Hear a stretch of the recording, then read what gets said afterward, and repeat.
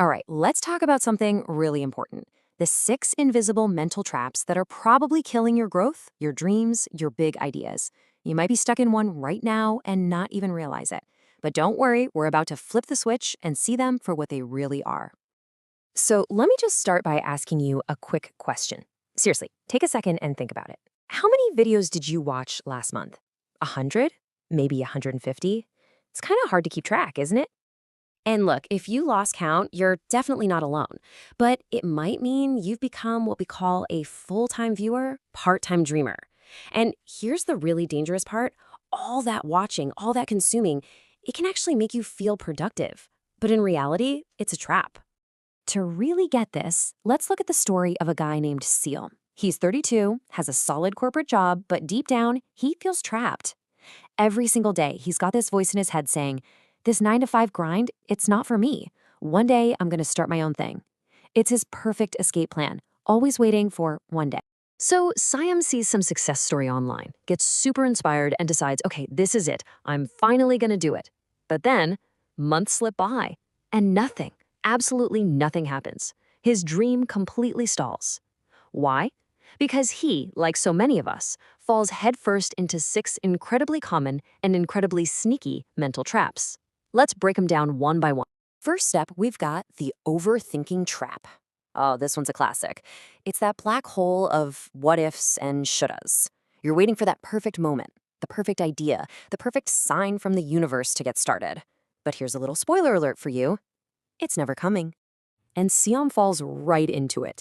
He spends months just watching videos, comparing every possible business model. His brain is just spinning. Should I do dropshipping? Or maybe export-import. Wait, this video says digital marketing is booming. He's literally drowning in research, but he never even dips a toe in the water. Okay, trap number 2, the comfort zone trap. And this one is rooted deep in our biology. You see, our brains are hardwired for one thing above all else: survival. They're not designed to take big, scary leaps. Your amygdala, which is basically the brain's ancient alarm system, sees uncertainty and tags it as a threat. It starts screaming, danger, anytime you try to step into the unknown. So Siam's brain goes into overdrive, telling him, whoa, whoa, whoa, starting a business? That's risky. What if you lose all your money? Your stable job is safe, it's comfortable.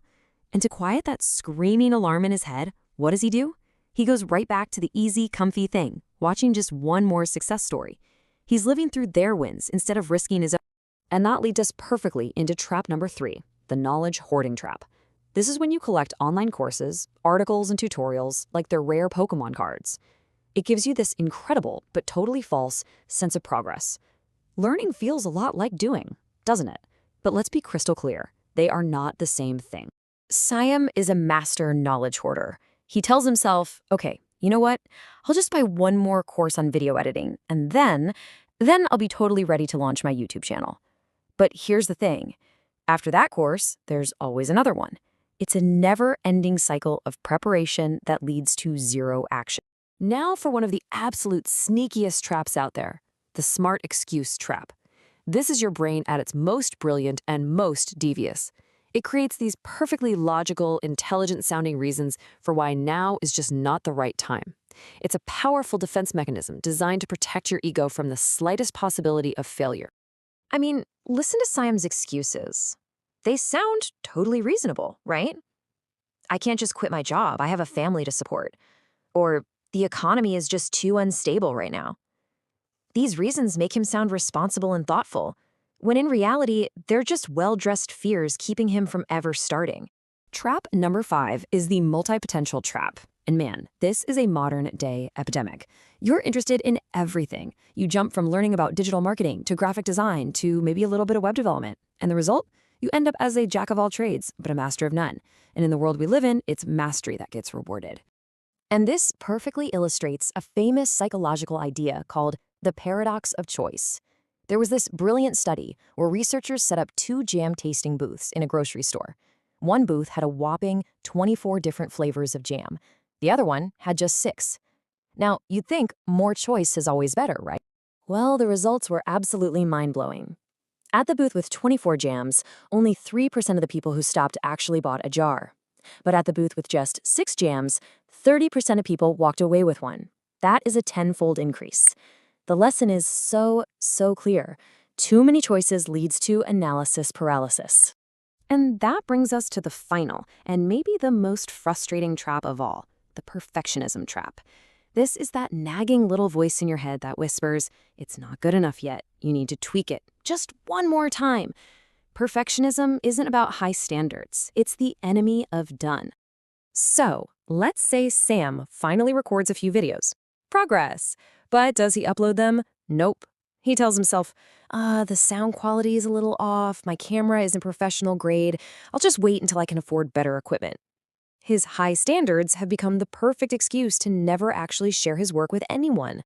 Okay, so we've laid out all the traps. And I know it might feel a little heavy, maybe a little too real, but here's where it gets good. There is a clear, actionable way to escape this maze. Let's walk through your 3-step escape plan. Here it is. It's beautifully simple. Number 1, start ridiculously small. Number 2, embrace the 1% rule. Just get a tiny bit better every day. And number 3, and this is a big one, switch your learning style to something called just-in-time learning. So here's the crucial shift. You have to stop just-in-case learning.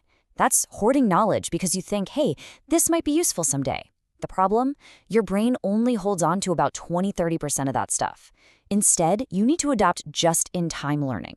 This means you learn exactly what you need for the very next step right in front of you.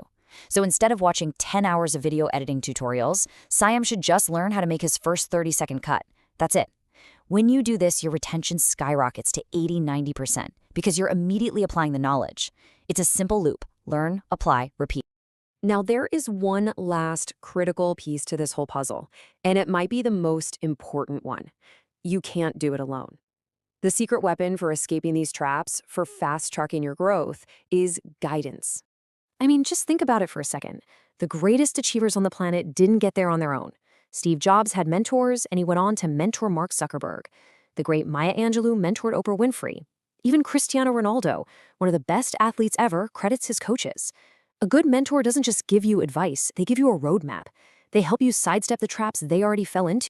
So, after all of this, let's bring it right back to you. I have a challenge for you. What is the one tiny, imperfect step you can take right now to shift from being a full-time viewer to a part-time doer? Don't overthink it. Just one small thing. What is it? Because at the end of the day, the journey of 1,000 miles, it really does begin with a single step, or a single click, or a single sketch, or one phone call. It doesn't have to be perfect, it just has to be a start. So the only question left to answer is, what's yours?